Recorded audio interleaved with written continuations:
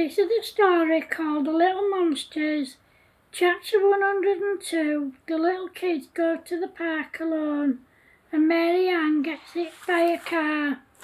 It's a Saturday afternoon on a hot summer's day and all the little kids are playing at Mary Ann's house.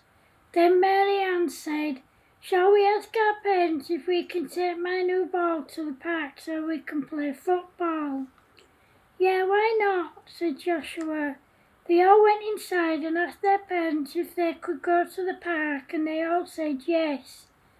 Mary Ann's mum took them over and she told them not to leave the park until someone came for them and not to play near the road. However, after they'd been at the park for about half an hour, Joshua kicked the ball to Mary Ann, but she missed it and it rolled down the grass verge and onto the road. Mary Ann ran after it, but as she did so, a car was coming and it hit her.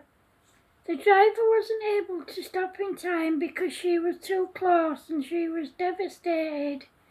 Little Joshua ran over as fast as he could to get Mary Ann's parents. When he got there, he was sobbing his little heart out when Mary Ann's mum said, "Calm down, Joshua, sweetheart, and tell us what's wrong." "It's Mary Ann, she's been hit by a car, Auntie Sarah. It's my fault because I kicked the ball, Auntie Sarah, and now Mary Ann's going to die because of me." "It's not your fault, sweetheart, and Mary Ann's not going to die," said Joshua's mum. By this time, Mary Ann's parents were by her side and the paramedics were there seeing to her. The driver of the car was badly shaken and in bits, but she wasn't injured. She told Mary Ann's parents that she was sorry and Mary Ann came out of nowhere. Excuse me. There were witnesses and they said the same thing. Little Mary Ann was rushed to hospital and she was in a critical condition. As soon as they arrived at the hospital, Mary Ann was rushed to theatre as she had a broken spinal cord and a bleed on the brain. As soon as she came out of theatre, she was put on a life support machine and taken to the intensive care unit. As you can imagine, her parents were beside themselves with worry, and so were the rest of the family. When Bumpy went to see her, she said to her, "Hey Mary Ann, guess what? I put whoopee cushions filled with fart gas on Mummy and Daddy's seats, and they sat on them and now it stinks. If you wake up, I'll let you borrow some of my joke stuff, and I'll even teach you how to play pranks on people without getting caught. I know you'd like that, but you need to wake up first, baby sis." After that, Bumpy's dad took her home, but all she did was cry. The others came round to stay with her, but she didn't feel like playing or anything because she was too upset. The next day, the driver of the car that hit Mary Ann came to their house to see how Mary Ann was. Bumpy's dad, Chris, said, "I'm going to the hospital now. You're more than welcome to come along." "I'd like that as long as your wife doesn't mind," said Sharon.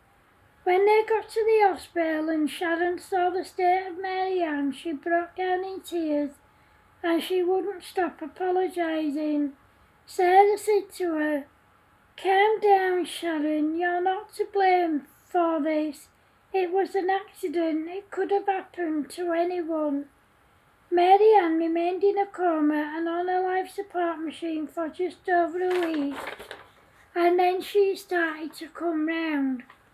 Once she was awake and breathing on her own, the doctors took her off life support and removed her breathing tube. After a couple of days, she was transferred from intensive care to a normal ward. When Bumpy and the rest of the gang went to see her, they had all the kids on the ward in fits of laughter. They put whoopee cushions on the visitors' chairs, and when they sat on them, they deflated, making a loud farting noise. They also put pincushions on the seats, and when anyone sat on them, they jumped up, howling in pain. The gang stayed with Mary Ann for a couple of hours, and then they got the bus home. The next day, when they went back to the hospital, they took their toy goats and cows with them. When they got there, they spent a bit of time with Mary Ann, and then she asked if they had any joke stuff with them, and they said yeah. They got out their toy cows and got the kids to stroke them, and when they did, they were really gentle. Then they told them to squeeze their udders, and when they did, milk squirted out at them. Then they took out their toy goats and got people to stroke them. Then they put them on the beds and got visitors to turn their backs on them. When they did, they kicked them hard on their bums, making everyone laugh.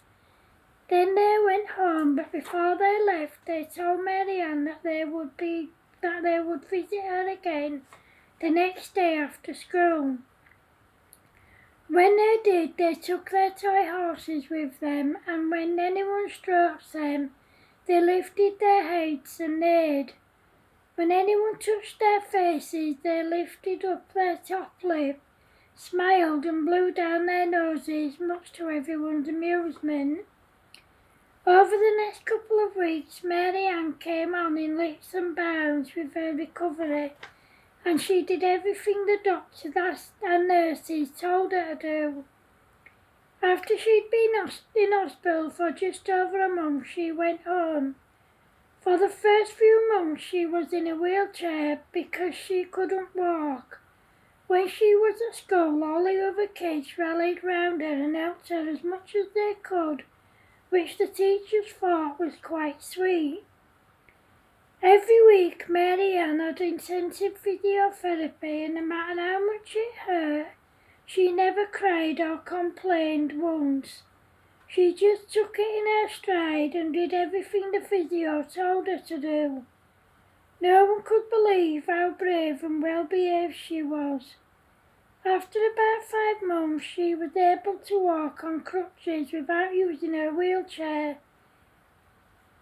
She walked with crutches for about 4 months, and then she was able to walk unaided. Mary Ann made a full recovery, much to everyone's relief. Sharon, the lady who ran her over, kept in touch with Mary Ann and her family. In time, she was able to drive confidently again. She had 4 children of her own, and her youngest was the same age as Mary Ann. As promised, Bumpy taught Mary Ann how to play pranks on people without getting caught.